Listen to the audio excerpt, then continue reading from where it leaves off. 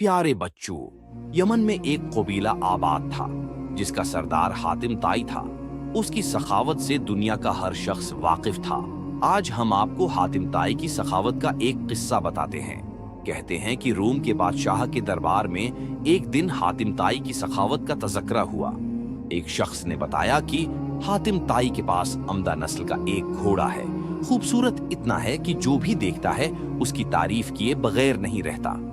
हातिम ताई की तारीफ सुनकर बादशाह ने कहा, जब तक किसी आदमी को आजमाया न जाए उस वक्त तक उसके बारे में कोई राय कायम करना अक्ल के खिलाफ है। बादशाह ने वजीर से कहा कि तुम जाओ और हातिम ताई की सखावत के बारे में हमें मालूमात फराहिम करो और उससे कोई ऐसी चीज तलब करो जो उसके लिए सबसे ज्यादा अजीज और सबसे ज्यादा कीमती हो। आप इससे उसका तेज रफ्तार घोड़ा तलब करें। बादशाह को दरबारी की ये बात पसंद आई। उसने वजीर से कहा कि तुम हातिम ताई के पास जाओ और उससे उसका घोड़ा मांगो। अगर वो घोड़े का ऐसार कर देता है तो हातिम ताई यकीना सखी है। वजीर और बादशाह के दरबारी सफर तय करते हुए रात के वक्त हातिम ताई के घर पहुंचे। जिस वक्त ये लोग वहां पहुंचे मूसलाधार बारिश हो रही थी। घप अंधेरे में बादलों की गर्ज चमक माहौल को खौफनाक बना रही थी।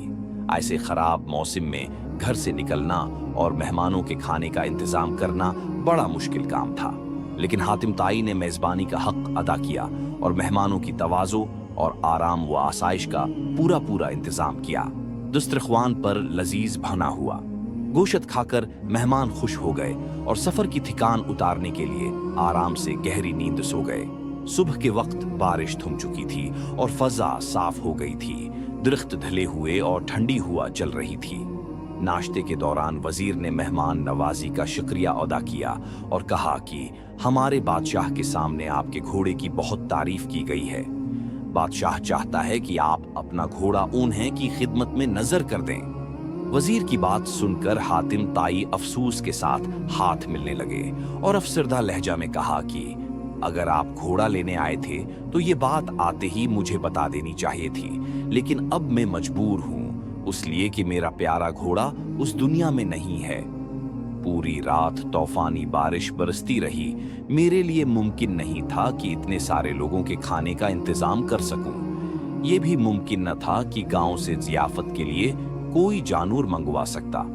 लिहाजा मैंने घोड़े को ही ज़ब्ह कर दिया और उसका भुना हुआ गोश्त दस्तरख्वान की जीनत बन गया। वजीर हातिम ताई की ये बात सुनकर हैरान रह गया। बादशाह को जब ये सारा वाकया सुनाया गया तो बादशाह ने भी हातिम ताई की सखावत की तारीफ की।